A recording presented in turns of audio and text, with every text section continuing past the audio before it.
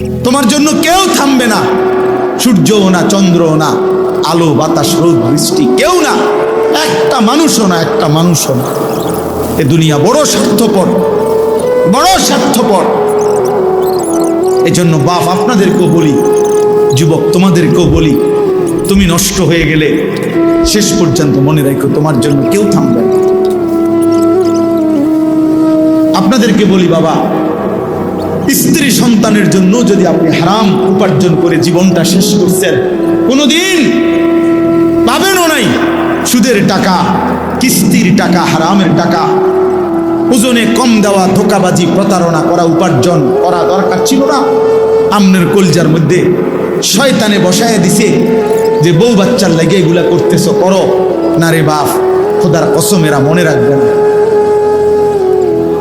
এরা মনে রাখবে না, এরা কোনোদিন বলবে না, এরা মনে রাখবে। দুপুরবেলা জানাজা হইছে, আসরের পরে জানাজা হইছে, কানছে 2 ঘন্টা 4 ঘন্টা, জি পুত নাতি নাতনি স্ত্রী সন্তান।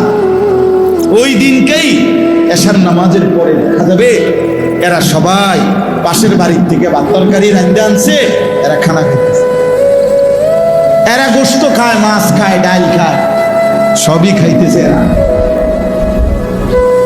এরা না কাঁদছে অনেক, ওই কাঁদছে আর কি। এজন্য আমি নিজেকে বরবাদ করে, আমার কবর, আমার আখিরাতকে নষ্ট করে আমি আমার স্ত্রী সন্তানকে হারাম খাওয়াইতে হবে, খোদার কসম এটা কোনো মুমিন করতে পারে, কোনো মুমিন করতে পারে। আমার ছেলে কোনোদিন 1 ওয়াক্ত ফজরের নামাজ পড়বে না, আর এমন জানোয়ারের জন্য আমি কামাই করুম, কমপক্ষে আমি আনিস এমন বেকুব না। তার লগে আমার আগে